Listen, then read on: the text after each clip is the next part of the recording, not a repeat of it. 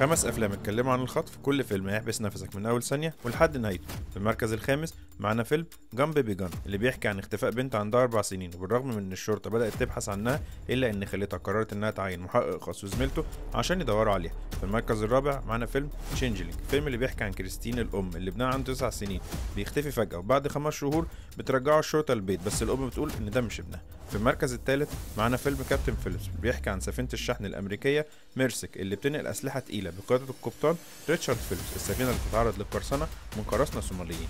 في المركز الثاني معانا فيلم روم، اللي بيحكي عن الطفل جاك عنده 5 سنين وأمه لارسون عايشين هما الاتنين جوه أوضة مقفولة في ظروف غامضة جدا من أول لما اتولد جاك، وهي دي حياته.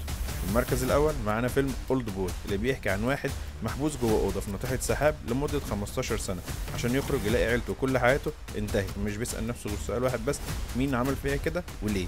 لو عجبتك الترشيحات ما تنساش تتابعني.